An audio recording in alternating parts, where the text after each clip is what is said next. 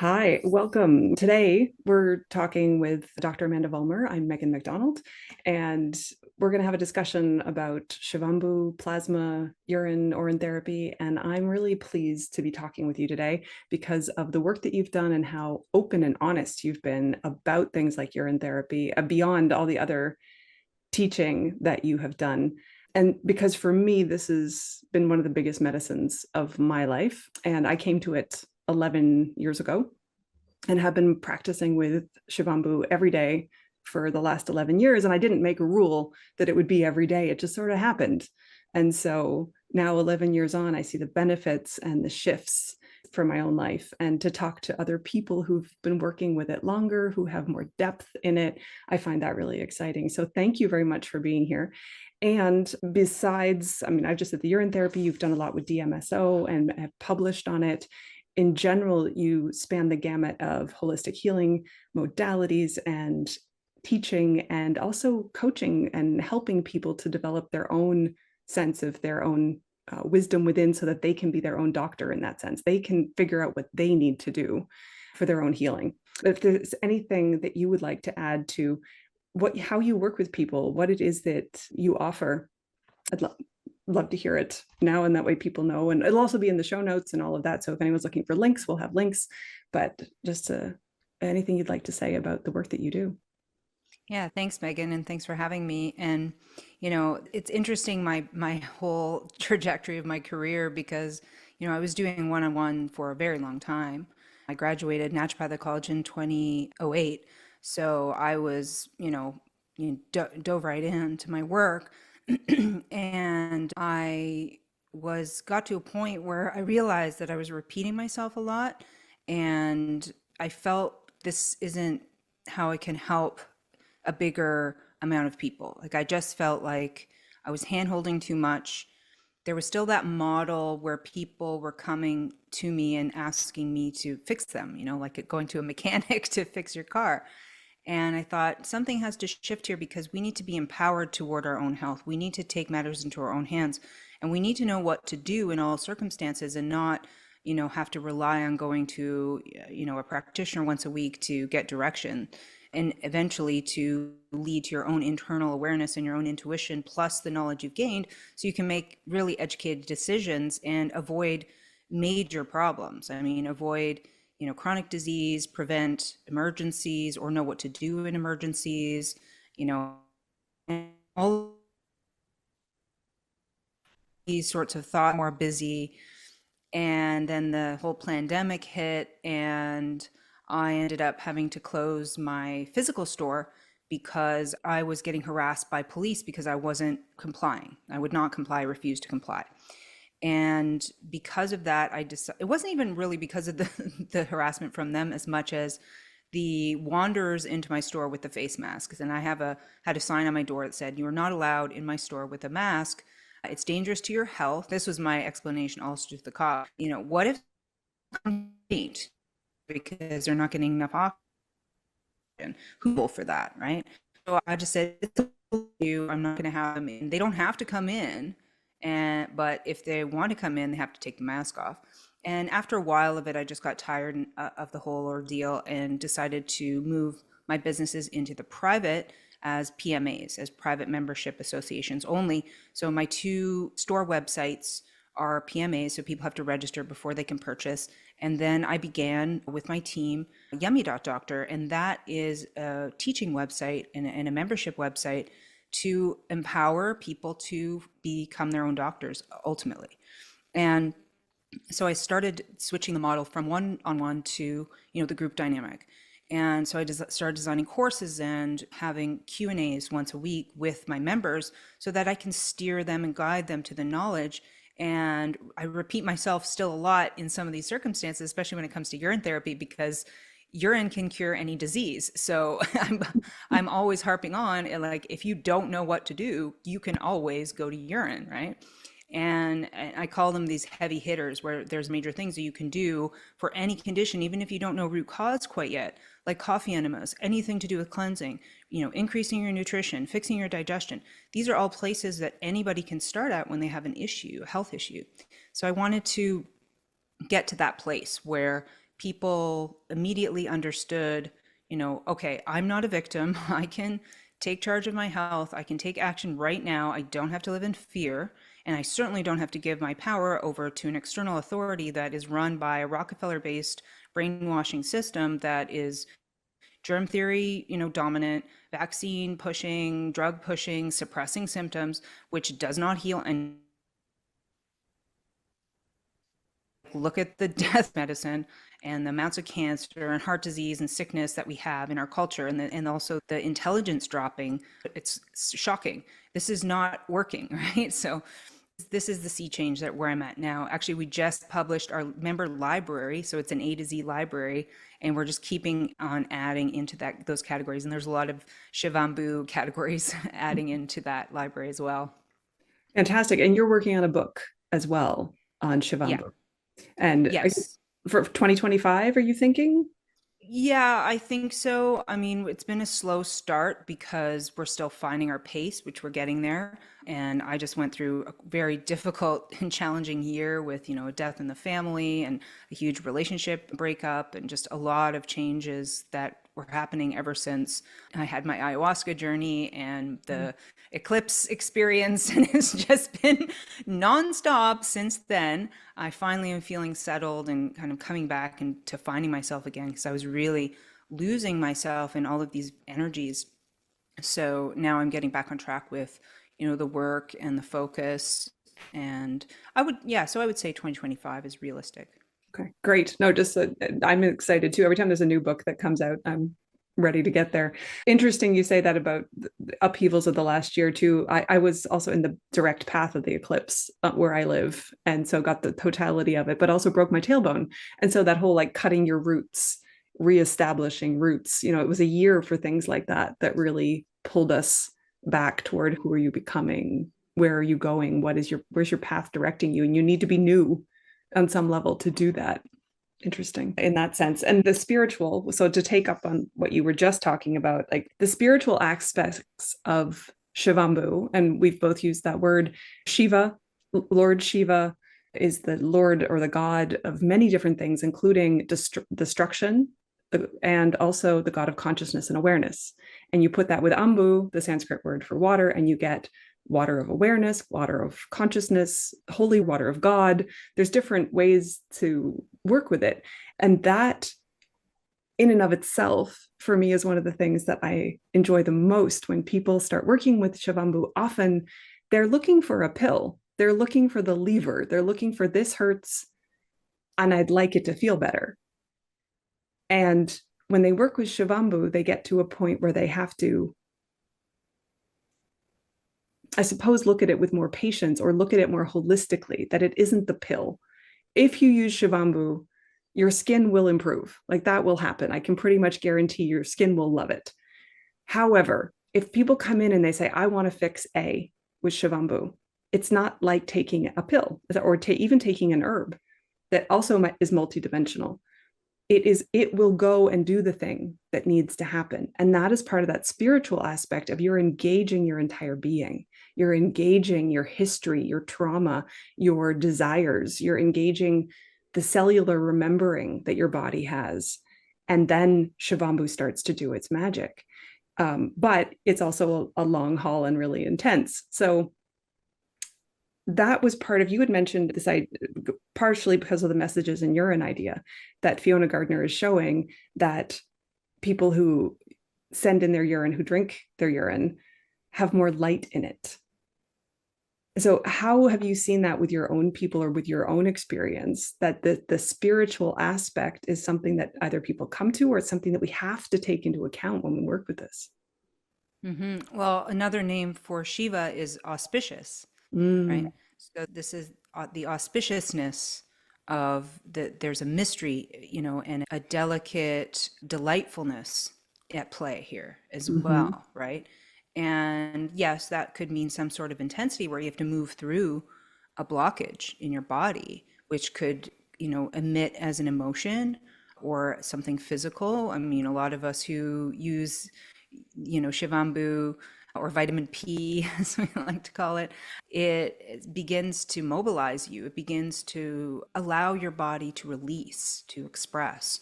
People will get mucus, for example, coming out in all kinds of places when they start to apply this therapy. And the light aspect is fascinating when you consider this auspiciousness of your own waters. And this is like your divine water. And it's really, you're I find that people have a negative reaction because of the conditioning, of course, about urine. However, this is a 5,000-year-old practice. Okay, there are the Dhamma, sutra. The whole, even the Tibetans were influenced by the Ayurvedic, the Indian culture in this aspect, and they used it very specifically for mental illness. They would prescribe it. Doctors would prescribe it for mental illness, and if they couldn't produce their own urine, they would use the cow urine because the cow was considered the most sacred animal. And this light, these crystals, if you will, of light that are found in urine imbibers is a type of illumination that is happening inside the body through this cleansing and awakening process that will take place whether you like it or not once you employ this type of therapy. And for anyone struggling with addictions, I'd say this is one of the best therapies to begin using, because it lifts your light, like, quite frankly, quite physically. It lifts your light quotient, where you're able to hold more light, you're able to hold more electricity. Imagine your system's completely congealed and blocked, right? We have a delicate meridian system that's been well mapped out. That's also ancient Chinese medicine, right? We know these things exist. Now imagine if you're blocked in any of these areas, what's going to happen? You're going to have debris building up in those areas. You're not going to be able to think clearly. Your electrical continuation from the top to the bottom of your body is slowed down. And how are you going to get to a place where you have a natural effervescence of joy when you are clogged to that degree and you're tired or can't sleep or having other physical ailments? It's really difficult because that's your focus. That's where your mind will go, right? And it'll keep you in these negative thought states because you're obsessing over how can I heal myself, or how can I get out of pain, or this misery is overwhelming. But ultimately, with something so gentle as your own waters, you can begin to dislodge those blockages. And naturally, like, I do feel this is our life force just being allowed to lift up again and continue on with what it does all the time, which is keep us alive. Mm.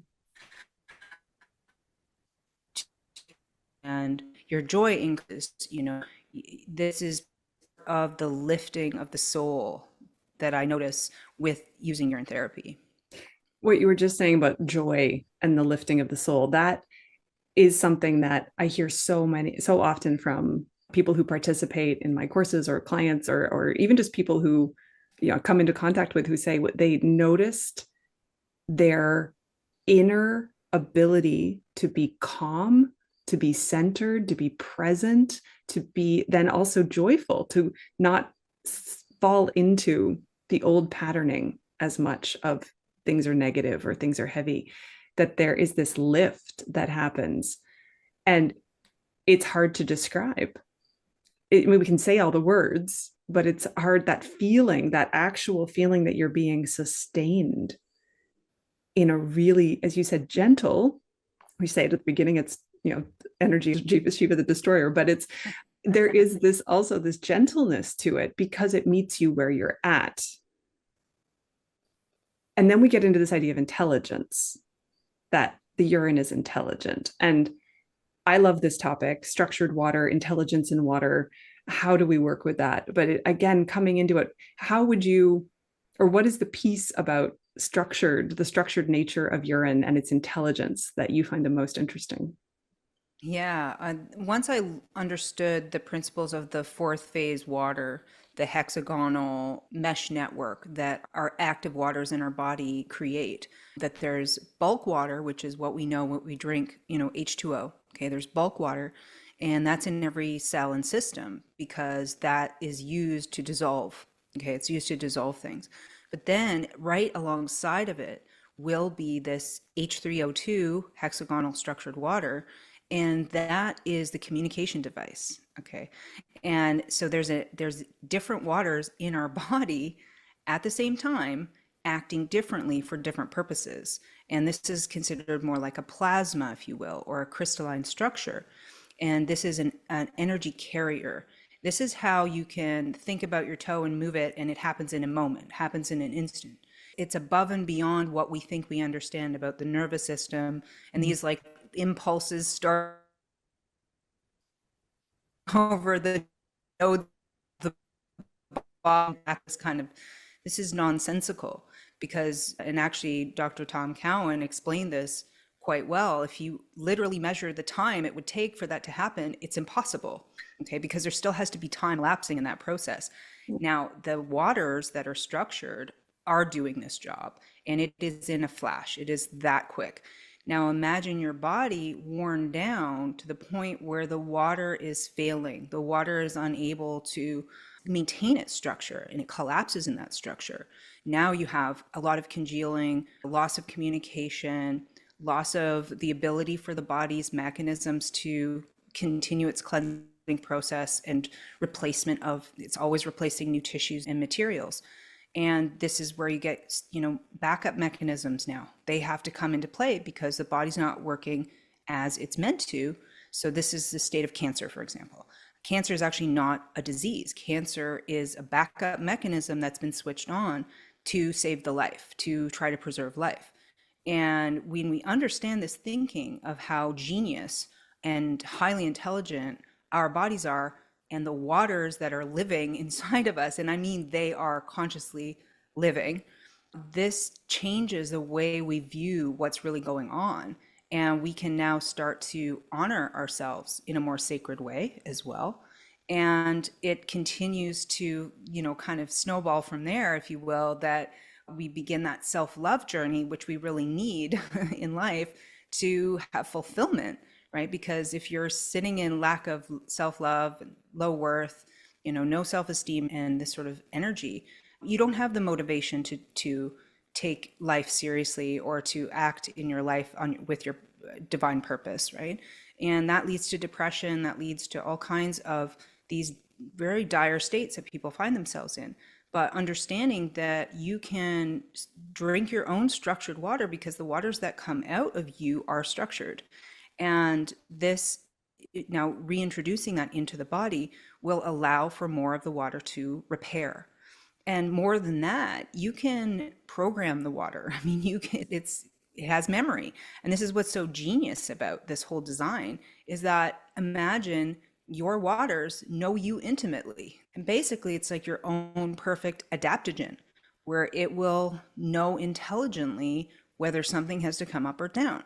And that's why you don't have to worry so much about, dosing per se, or, how you're taking it. I mean, in the book, there'll be all kinds of details on the best practices. There's always best practices. What I'm saying is that you don't have to worry when you're doing this, because once you pass through the original declogging phase, which is where you can get a cleansing effect. So a lot of people, when they start the therapy, they get flu or they get sick, which all colds or flus or any of these things are, any skin expressions are, is just the body trying to cleanse itself of the poisons. Their mechanisms have to go through these routes because the liver is too overwhelmed to handle it. And so these are, again, backup mechanisms for us to make sure the release happens. And here we have people running around name calling all these particles that are somehow, causing their woes. But really, you can rejoice when you're going through these experiences ultimately, because your body's doing its job. It's releasing the matter that has to come out. And the worst thing to do would be to take something that stops that. And that's what the entire, conventional medical field does. That is what a cure is in their world, is symptoms must halt. Now you're cured, off you go. If somehow the body figures it out and resurges and tries again to express, you go back and they give you a stronger prescription and they, hammer that down as deep as they can until the life force is sucked out of you and death is inevitable, right? But we're talking about longevity. I'm sure you've read the materials on the telomere, expansion that can happen when you imbibe with Shivambu. I mean, this is a way for longevity. This is like your prima facie material that you make for your own well-being and longevity. And there's nothing else that exists that will give you that in that specific way. Yeah. I love bringing in, this is part of what I find so interesting anyways, to bring in the science alongside the experience, alongside the spiritual pieces. So the telomere information, of course, and the stem cells that are in urine, then that blows people away a little bit too, that it's just such a perfectly put together liquid that really is responding to where we're at. And you mentioned the healing crises idea. And this is why so many people who teach or who guide say go slowly. You'll hit a healing crisis at some point. But if you dive right in, you might hit it right away. And you might have to take a week off work that you weren't planning on having to do. So it's not that's bad. It's a wonderful thing that stuff wants to come out and your body's going to help it. But are you ready in your life to handle it at that moment? And I'm just again thinking, as you were saying, that if people are listening, going, what do they mean by something can come out? So an example that I had was that I also think is great because people often say I've had a kidney problem, I shouldn't drink it. But I had a UTI for the first time after I'd started doing urine therapy back in 2018. And I remembered something in Martha Christie's book. And so that said, you want concentrated urea, you want concentrated uric acid, that's going to help. So I stopped eating, I stopped drinking. I had a couple sips of water in the day, but that was it. And I drank all my urine and it was not pleasant and it had a taste. I now know that taste means something is going on in the system. It's quite sharp. And 12 hours later, the UTI symptoms were completely gone. And they didn't come back until a year later when something else happened. And then that next time I used evolved Shivambu as well as the fresh, and the symptoms were gone in 8 hours. And so this is part of when people say, but how is it working? It's like you're giving your body space and room and time. You're taking out, in this case, I didn't eat and didn't drink because I was trying to concentrate it because I knew that particular thing. But when you really start focusing on the Shivambu, then the Shivambu the body produces, back to your point, you can sort of ask for what you need. I made it very clear by simplifying. Here's what I want to work on. Can you help me? And it did. And this whole and even though that's that area of the body, we're talking UTI. So however you want to, different people would think of it in different ways, but that the area that produces the urine was inflamed and upset. And the urine helped it. It wasn't toxic to it. It actually, that was part of how it helped. So helping and the body knowing what to do. One of the most empowering things to use it for and to go through and see how it's going to actually help. Yeah, it's interesting because, the organ that urine has the highest affinity for are the kidneys. I mean, it's produced by the kidneys and it has an affinity for the kidneys, and it's the top remedy for any type of kidney ailment. And people do say, oh, shouldn't I? But I think where the caution may be for that is if you do have true kidney disease or something going on where the kidneys are in deficiency, you just really want to back away from too much protein ingestion at that point because, protein is needed to, the kidneys do process protein, and meaning there's a waste product in the digestive portion that the liver produces that has to go to the kidney. Okay. So you want to lay off just for a while. You just want to say, okay, I'm going to go a little bit low protein. I'm going to be very gentle with what I'm eating, a light diet, and continue to drink water as well. And what I do notice when you continue to drink water is your urine becomes a nice light straw color. And I find that the most pleasant urine to drink because it just tastes like seawater. I use it as a mouthwash in the morning. And my morning urine is usually quite lovely because I do drink enough water during the day. And so the mouthwash, I try to keep it in as long as I can. But when it gets really heavy or dark or you're dehydrated, then it's hard to get down. Sometimes you need to dilute it a little in water just to handle it. But the goal is to not really get to that place of dehydration and make sure that, you are, nourishing yourself. And fruits, usually a diet of fruit is really helpful when you're doing either looping, or meaning like you're drinking your whole day's urine, for those who don't know that term. And you're going to continue to see and taste that the urine changes as you change. And your own waters that have this layered information is now coming back into your system and giving you exactly what you need for that moment. And it will continue to do so until, you've healed. And then to prevent disease, you continue with it. But yeah, starting slowly is always wise. I usually suggest for people who, are really just entering this thought form, to start to collect it and decide to have a different idea about what it is. It's not waste, it's simply excess, okay? It's mainly water. There's only about 7% of material in there, but what's in there is extremely valuable. I mean, we're talking about metabolites and solutes that are hormone balancing, for example. So if you have someone who's going through a tough, having PMS symptoms, or going through menopause, or a teen, going through menarche, this can really help balance their system. And they know they don't need any other kind of drug or supplement or any of those things ultimately, because the body will naturally regulate those hormone systems. It has nutrition, has your mineral complement in there, and things that are lost that are still worthy will be in the urine that you want back in your body, that it just didn't have the capacity for in that moment. I mean, if you eat a big meal, realistically, how much of what you ate can your body metabolize and handle at any given point in time? Or when you drink something, how much can it utilize before it's run through? You're going to naturally have excess. That's just how the system is designed. And then so for people starting, I usually suggest just take some out, start rubbing it on your skin a little bit, sniff it, and begin to have a new relationship with the urine.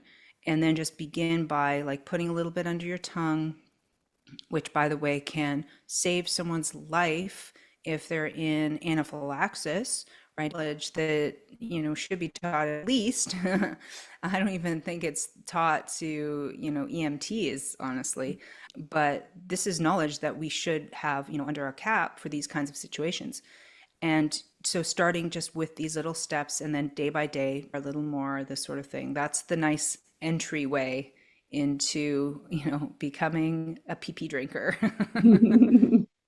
Yeah, my yoga teacher taught me about this in Vancouver back in 2013.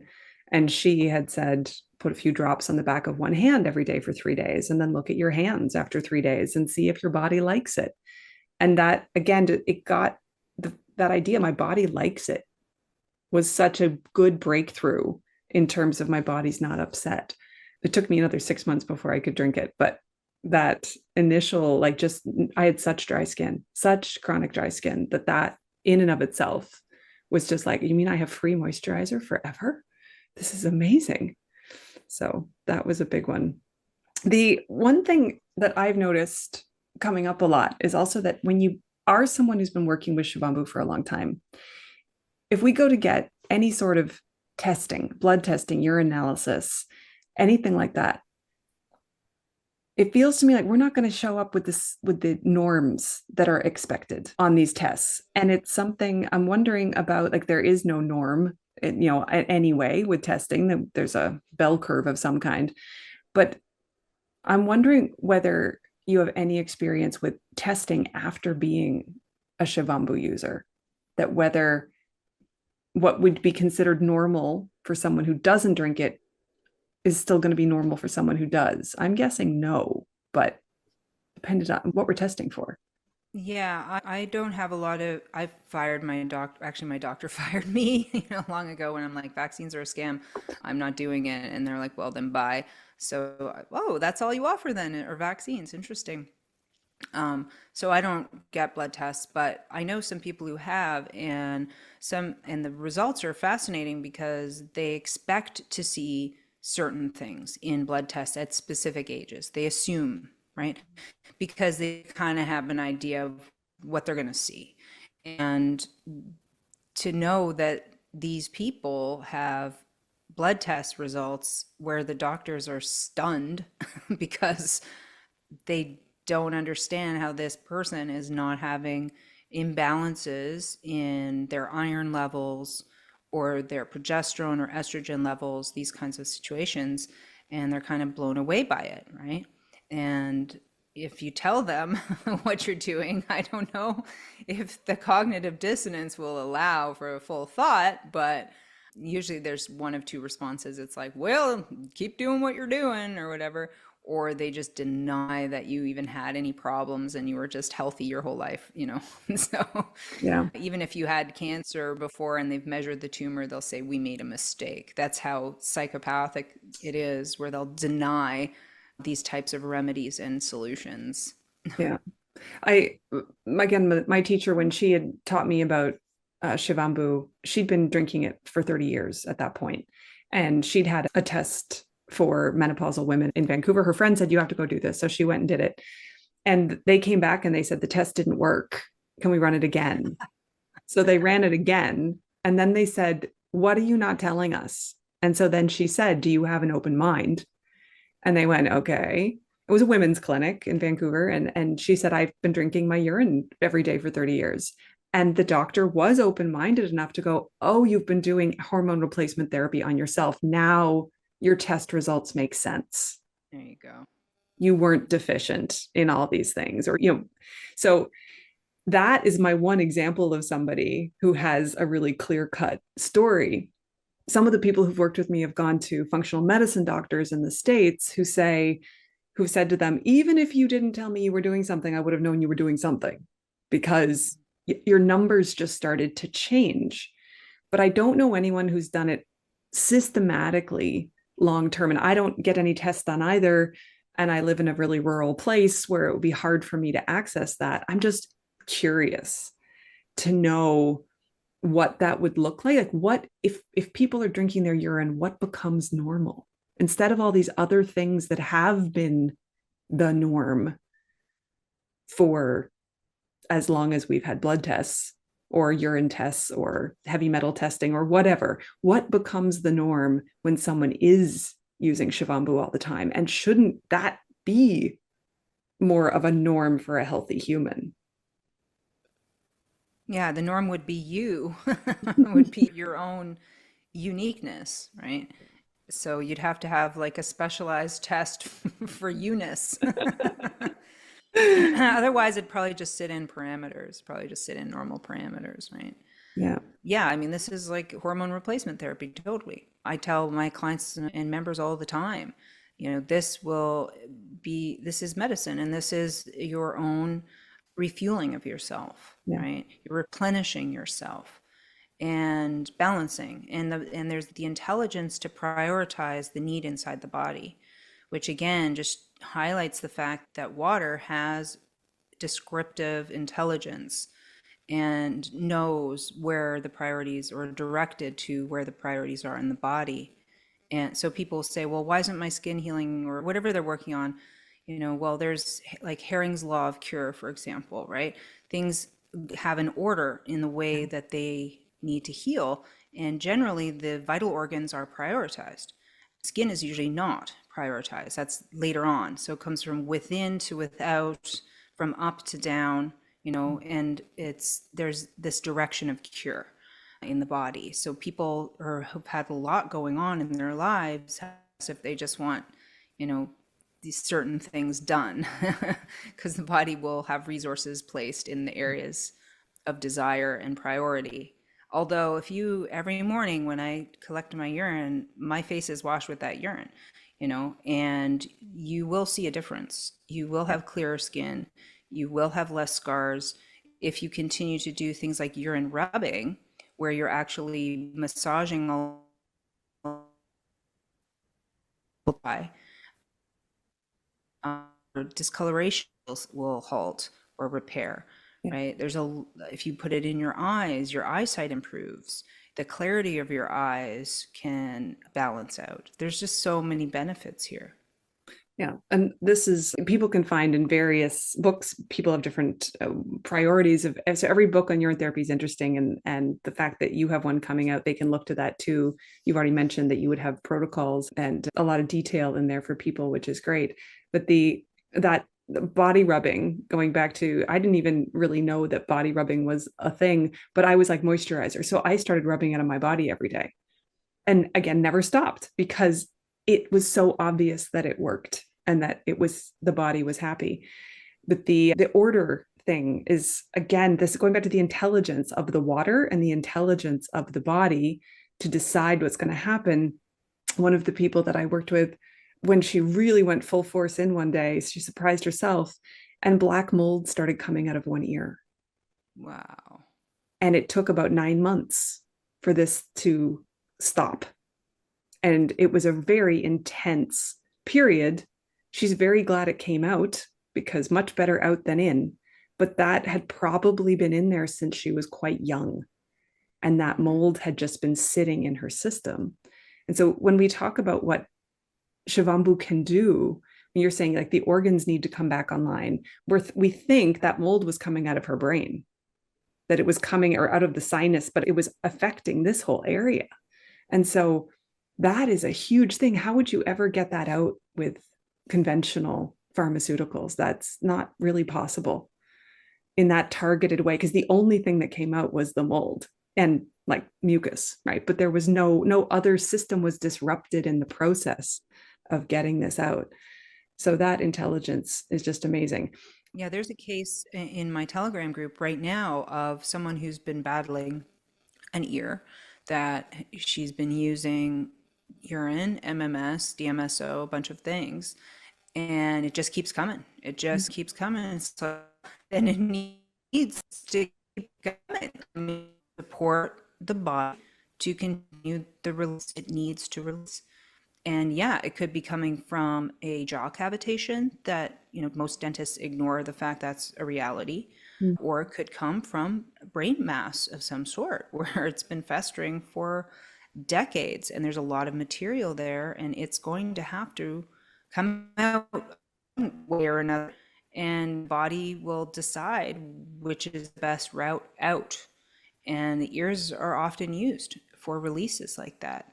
And people have to realize if they've had something for a long time and they want to really heal, then this is what happens. Okay. This is actual healing and recovery, not taking a pill to make it go away, right? Oh, my ear's dripping. Now I have to stop it at all costs. That is the way to a very short life, or a life of pain and suffering and not really reaching your own potential ultimately, Mm. right? So this is, yeah, very powerful stories. I've had all kinds of people tell me about when they started using aged urine in their eyes, having all kinds of exudates releasing that were pretty intense. But the benefits after are, striking. It's not for the faint of heart in that way, but at the same time, because it lifts you, it feels less frightening.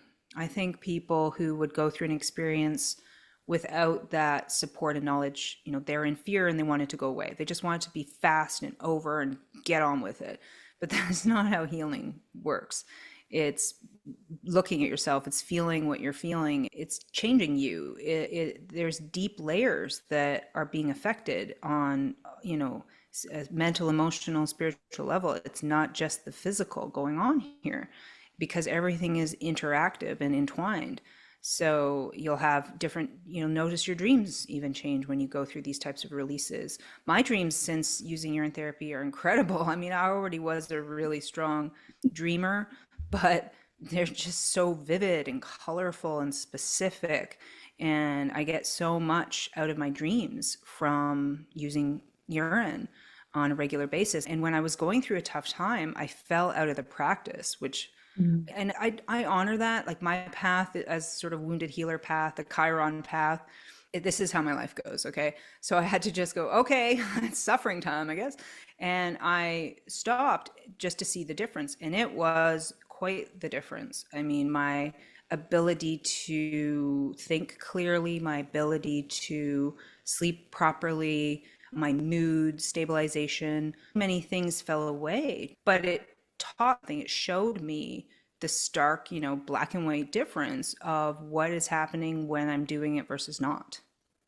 I am really glad to hear that story from you, that it's really obvious what is in there, and that sometimes it's either the stopping or the restarting that shows us what was missing. And this is, again, because it's free, you can stop and start whenever you want. And it's okay. It's okay to experiment. You have to experiment with Shivambu. That's how it works. And Mhm. you also, that notion of like your intuition of what you need when gets stronger when you work with this medicine is another thing that I love about it. I am interested. I have never, because basically Shivambu has done almost everything I needed. I'm intrigued by other things, whether it's the turpentine or the kerosene or the DMSO or that, but I haven't had anything that was strong enough yet that I was like, oh, I need help with this thing. Which one am I going to pick? But I know, especially with DMSO, you are very knowledgeable in that area. How do you see combining Shivambu with these other very powerful, wonderful tools that we have? Oh, yeah, there are combinations that we don't want to overlook. We can get synergy using the wisdom of our urine with other aspects of the natural world, brings a new alchemy into the body and can really change your consciousness. I mean, it can fix things that are really stubborn, like say keloids and things, where you really want to get the medicine in deeper to those areas or prioritize things, internal organ healing and balancing, then you can do this. And I've blended urine with a bunch of different substances, but definitely DMSO, of course. And one of the things that not only myself have enjoyed, but other, customers have told me who do this blend is one of my products is called Facelift in a Jar, and it's a DMSO blend cream. And when you mix the two together and apply, it just adds to the healing effect that the cream was naturally bringing Hmm. to repair fine lines, wrinkles, and synergy here. And more intelligence is being added into whatever else you're using, which is fascinating from a standpoint of the correct dosage. So I Mhm. feel like when you are allowing intelligence to be involved in your applications, you're adding another dimension into how your body is, picking that up and then what it's doing next with it and how it decides, like, what if there's things that the body's like, yeah, that's a good oil for me, but I don't really like that particular one for my pores here. So, it will be able to adjust and refine it for you. And that's what I'm saying about this active intelligence and now applying that to all your other blends and actions on the body. And I'm going to be playing with that a lot more coming Mhm. up.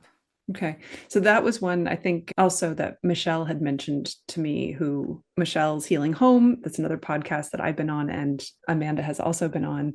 And Michelle had mentioned that she was experimenting with combining DMSO and Shivambu and other herbs I've worked with, but those are things that I knew already, so it didn't feel like a big jump to try something else new with it. So thank you. Yeah, I'm intrigued. I'm excited to try something else and see how it works. What is another level, as you said, going deeper into a specific tissue? What would my body pick if I gave it DMSO as a helper to go with the Shivambu? That is intriguing after all of these years of working with it this way. We're Yeah, and in almost. Tibet, just to mention, in Tibetan medicine, there are it's called the six urines, but in the scripture, in their doctrine, right, they have very specific herbal blends mixed with urine, and it's very potent. It's a very potent substance. It's not just like taking urea, which, cosmetic companies do all the time, right? That should be a hint right there as to the benefits for skin, right? Because if cosmetic companies are up on it, they know, well, where does the urea come from? It comes from plasma, it comes from urine. And, that whole blending just adds, like I said, so this type of mixture that they've done is so potent. No need for any suppressive drug. There's no need to kill anything inside the body, even parasites. This whole idea It's again goes along with the false germ theory that the parasites are bad and you have to get them out of your body and you have to kill them, right? But these microorganisms and organisms in our bodies are doing a service for us because they're ingesting the wastes that our bodies are unable to manage. And by doing that, they're helping us unclog and stay alive.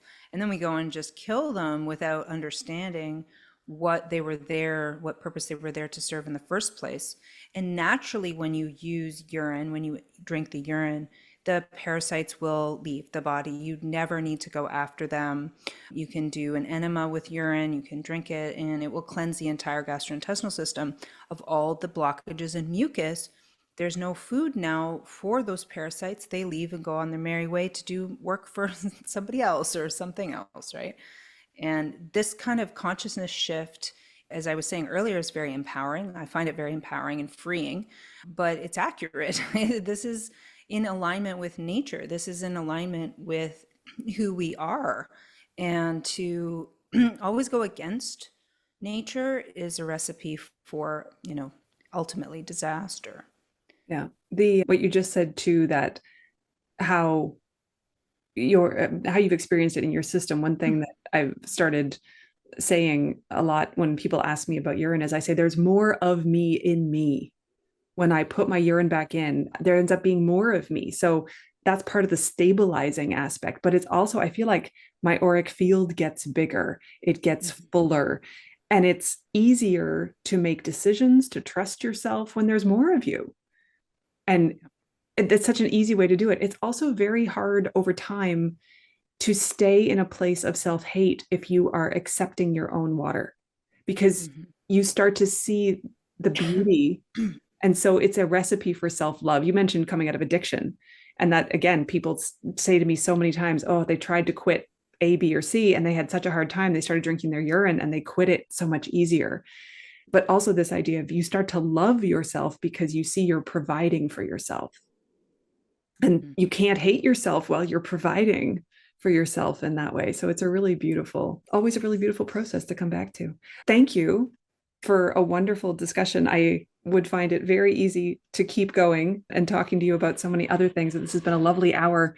And I thank you very much for your time. And we look forward to the book coming out and however that journey takes you, whether it's 2025 or 2026, obviously that the timing will be correct. Well, you never know if they do this stupid lockdown again. Well, I don't know. I don't know if I'm trying to manifest another picture in my head because I can't do that again. I'm not doing that again. No. I'm going to go kamikaze if they do that shit. So that can't happen. Okay. Absolutely. No, I'm with you. Hold the vision for how we want it. Yeah, completely. It's just, I love talking about healing in general, about how powerful we are as beings, about what we can accomplish and how much bigger that is than we realize. And Shivambu for me is one of the main ways to do it. And I thank you for being one of the people who's talked publicly about it, because it does take some courage, but urine also gives us our courage to do that. So thank you for doing that and for sharing as you do. Is if anybody wants to get in touch with you, all of the information will be part of this podcast, this session. And I look forward to talking to you again in the future, or maybe meeting you since we're both in Canada. Yeah, right on. Thank you, Megan. This is great.